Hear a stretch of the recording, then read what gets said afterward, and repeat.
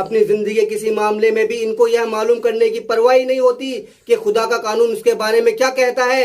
यानी कि निचले स्तर से लेकर ऊपर के स्तर तक आप इस नाम के मुस्लिम समाज का जायजा ले तो इसमें आपको भांति भांति के मुसलमान नजर आएंगे। कि मुसलमानों ने उसके लिए आवाज उठाई हो, क्योंकि ये मुसलमानों का मुद्दा ही नहीं है। मुसलमानों को इससे कोई फर्क नहीं पड़ता, क्योंकि जिनकी आत्मा मर जाती है, जिनका आत्मसम्मान मर जाता है, जिनका जमीर मर जाता है, जिनका बुद्धि और विवेक मर जाता है, उनको इससे कोई फर्क नहीं पड़ता कि उनके साथ क्या हो रहा है। अरे ये 20 करोड़ नहीं है, ये जिंदा लाशें हैं जो सिर्फ अपने कब्रों का इंतजार कर रही हैं।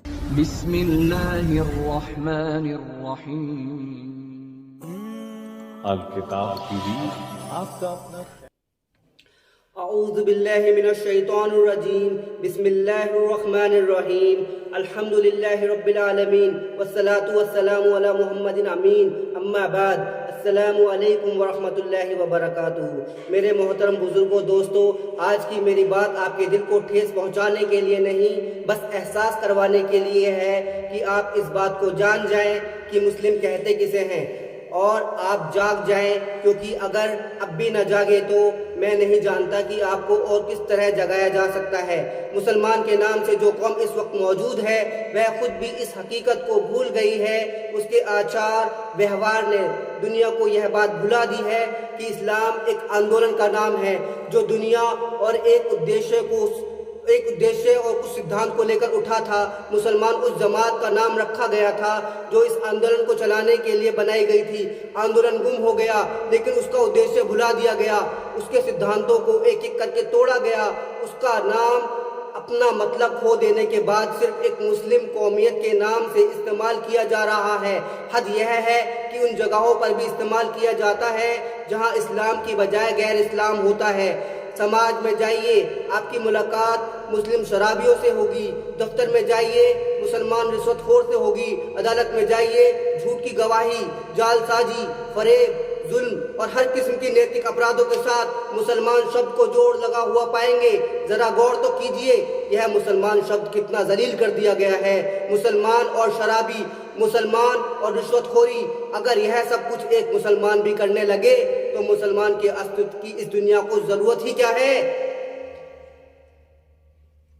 इस्लाम तो नाम ही उस आंदोलन का था जो इन बुराइयों को मिटाने के लिए उठा था। उसने मुसलमान के नाम से चुने हुए लोगों की एक जमात बनाई थी जो खुद उच्च स्तर के लोग थे और समाज सुधार के अलंबरदार थे। उसने अपनी जमात में हाथ काटने की, पत्थर मारने की, कोड़े बरसाने की सजाएं इसलिए तय की थी कि जो जमात दुनिया में चोरी, व्यभिचार, बलात्कार आदि को मिटाने के लिए उठी है, खुद उसमें कोई सदस्य ऐसा ना पाया जाए जिसका काम शराब और चोरी को खत्म करना हो।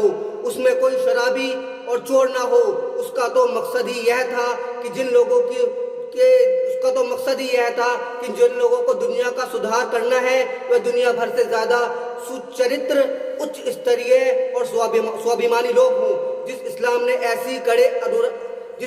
ऐसी कड़े अनुशासन के साथ अपना आंदोलन उठाया था, उसने अपनी जमात में छांट कर सिर्फ उच्च नैतिक स्तर के लोगों को भर्ती किया था। उसकी रुसवाई इससे बढ़कर और क्या हो सकती है कि चोर, शराबी के साथ मुसलमान नाम जोड़ लग जाए। क्या इस तरह से बेइज्जत होने के बाद भी इस्लाम और मुसलमान की यह अहमियत बाकी रह सकती है कि सर उसके आगे श्रद्धा से झुक जाए।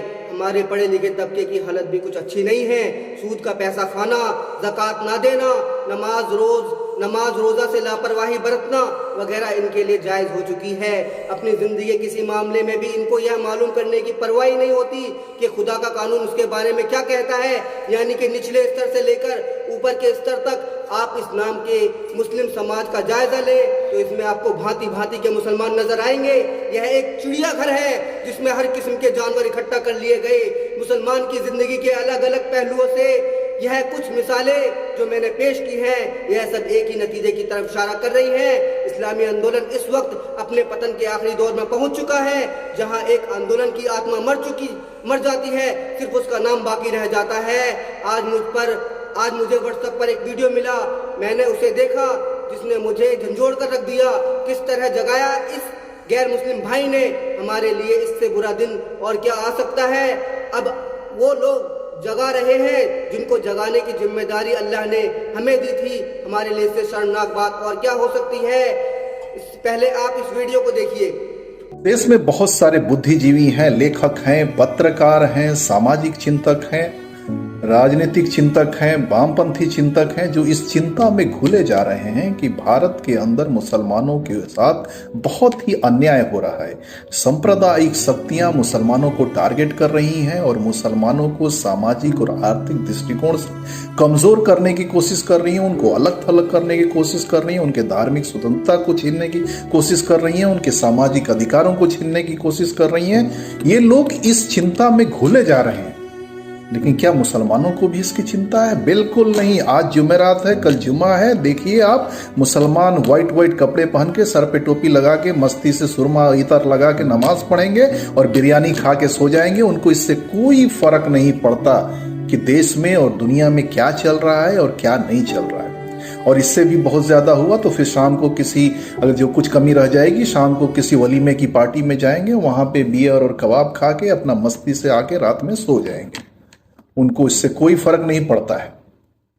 अगर एक हिजाब का मसला है, अगर उनकी बहन बेटियों का हिजाब उतारा जा रहा है, स्कूलों के दरवाजे पे खड़े होकर टीचर और पुलिस वाले उनके बहन बेटियों के हिजाब उतार रहे हैं, तो क्या फर्क पड़ गया? क्या उस हिजाब को उतार देने से मुसलमानों के कबाब और पराठे के स्वाद में किसी तरह की कोई कमी आ गई? नहीं। आप उसका सबसे बड़ा उदाहरण ले लीजिए कि आप दिल्ली का उदाहरण ले लीजिए, जहां सीए एनआरसी के विरोध में इतना प्रदर्शन हुआ। बूढ़ी बूढ़ी औरतें, जवान औरतें, बच्चियां महीनों महीनों वहां मैदान के अंदर, सड़क के अंदर ऊपर बैठी रहीं। किस लिए? ताकि हम मुसलमानों के अधिकारों का हनन नहीं हो पाए। और आज क्या हुआ? उसके जितने अगवा हैं आज जेल में सालों से सड़ रहे हैं। क्या आपने कभी देखा है कि मुसलमानों ने उसके लिए आवाज उठाई हो?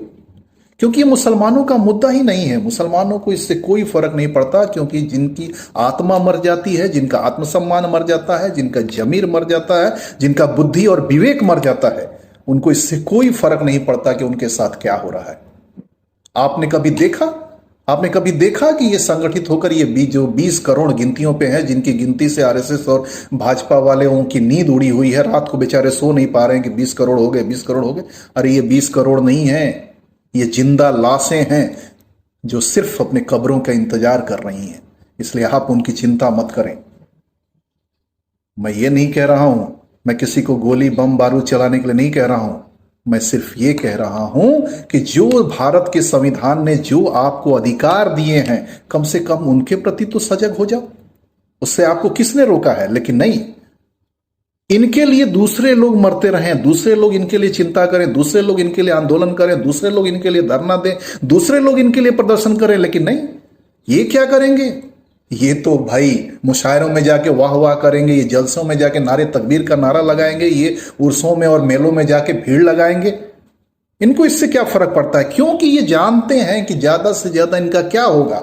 ये अपने घरों से उजड़ जाएंगे, अपने मोहल्लों से उजड़ जाएंगे, अपने शहरों से उजड़ जाएंगे और जाके किसी अनाथ आश्रम में या किसी शरणार्थी शिविर में जाके बैठ के जकात और फितरे का और सदके का और दान का और पुण्य का जो की रोटी आएगी उससे खाएंगे, उनका पेट भरेगा। उनकी तो आदत है, क्योंकि ना तो इनका जमीर है, ना गैरत है, ना स्वाभिमान है। इसलिए मैं अपने सारे बुद्धिजीवी भाइयों से, सामाजिक कार्यकर्ताओं से ये निवेदन करता हूं, करबद्ध निवेदन करता हूं कि आप इनकी चिंता छोड़ दीजिए। इनके लिए किसी भी आंदोलन प्रदर्शन आप मत कीजिए, इनको इनके हाल पे छोड़ दीजिए, क्यों यही एकमात्र रास्ता है।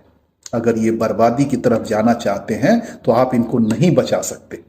इस्लाम जो कभी आंधी तूफान की तरह उठा था, जिसके सामने दुनिया का कोई ताकत नहीं ठहर सकी, आज उसकी ताकत किस चीज ने छीन ली?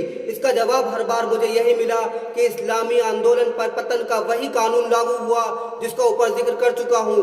अब सुधार की कोशिश इसके सिवा कुछ नहीं कि इस्लाम को फिर से एक आंदोलन की हैसियत से उठाया जाए और मुसलमान के मायने को फिर से ताज़ा किया जाए। मुर्दे की इस बस्ती में जो थोड़े बहुत मुस्लिम दिल अभी धड़क रहे हैं, उसको जान लेना चाहिए कि अब करने का काम यही है कि इस्लाम सबसे पहले खुद अपनी ज़िंदगी में उतारा जाए और तमाम इंसानियत को फलाह और भलाई के काम में बढ़ चढ़ कर हिस्सा लिया जाए। आज इंसानियत करह रही है, दम तोड़ रही है। लोग नफरत बांट रहे हैं, लोगों के दिलों में नफरत का जहर भर रहे हैं और अमन और शांति की बात करने वाला कोई नहीं। हमें इस जिम्मेदारी को आज समझने की ज़रूरत है।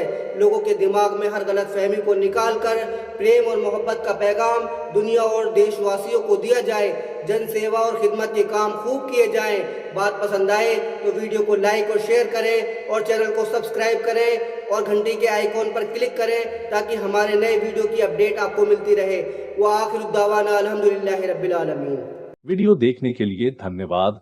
वीडियो को लाइक और शेयर करें और चैनल अल किताब को सब्सक्राइब करें और घंटी के आइकॉन पर क्लिक जरूर करें ताकि नए वीडियो की ताजा अपडेट आपको मिलती रहे।